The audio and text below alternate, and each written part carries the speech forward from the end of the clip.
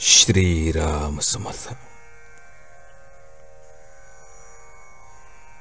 हेतू शुद्ध ठेवावा. मनुष्याने शुद्ध हेतू ठेवण्याचा प्रयत्न करावा. हेतू शुद्ध असला की स्वाभाविकच कृती त्याला अनुरूप होऊ लागते आणि प्रगतीला मदत होते.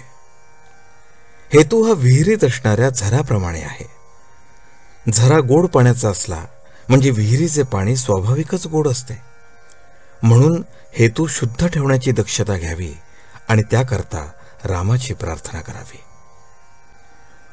माणसाला देहरक्षणापुरते अन्न, वस्त्र आणि नाम घेण्याची बुद्धी असली की असमाधानाला जागा नाही. नको दैन्य वाणे, जिणे भक्ती उणे, हेच रामरायाजवळ मागावे. पर्वकाळात भगवंत कामधेनूचा अवतार घेऊन येतो. जे ज्याला पाहिजे ते तो देतो. पर्वकाळात सज्जन तसेच दुर्जनही आपले कामे करून घेतात. जारण मारण ही देखील पर्वकाळात शीघ्र साध्य होतात. आपण मात्र भगवंताचे कसे व्हावे हे पहावे. शुभेच्छा धरावी, भावना जागृत करावी. काहीही कर, पण भगवंता तुझा विसर पडू देऊ नकोस, असे भगवंताजवळ मागावे. आजवर कळत न कळत जे पाप झाले असेल ते नाहीसे कर, पुढे पुन्हा नाही करणार, असे म्हणावे. म्हणजे मागली पापे नष्ट होतात. ज्याला विषयाची गोडी असते त्याला नाही परमार्थाची गोडी लागत. नरकातल्या किड्यांना नाही किळस येत. विषयी लोक प्रपंचात रंगून जाऊन साधू संतांची निंदा करतात. त्यांना मीच काय तो एक शहाणा मोठा असा अभिमान असतो. पण त्यांच्यापेक्षा लक्षावधी शहाणे आणि श्रीमंत जगात आहेत हे ते जाणत नाहीत. ते खालच्या लोकांकडे पाहतात आणि त्यांच्याहून मी श्रेष्ठ आहे असे म्हणतात.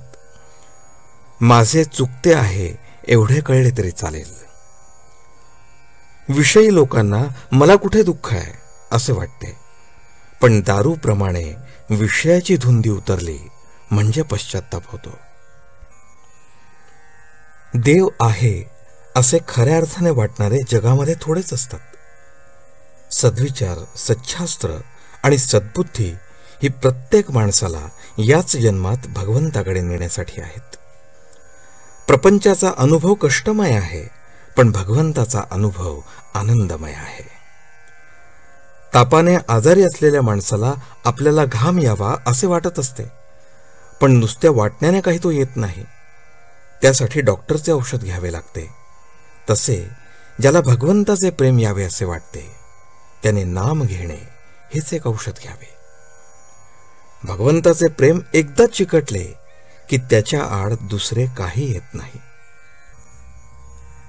खाणीतल्या दगडामध्ये जसे सोने असते तसा आपल्यामध्ये परमात्मा आहे. दगडातली माती अनेक चाळण्यांनी आणि यंत्रांनी काढून टाकतात आणि नंतर सोने हाती लागते. त्याचप्रमाणे अनेक वासना नष्ट झाल्यानंतर परमात्मा आपल्या हाती लागतो. आपण मीपणाने मेल्यानंतर शेवटी परमात्मा प्रकट होतो. आजचे बोधवचन. शुद्ध असावे आचरण, तसेच असावे अंतःकरण, त्यात भगवंताचे स्मरण, हेच प्रपंच सुखी करण्याचे साधन. जानकी जीवन स्मरण. जय जय राम.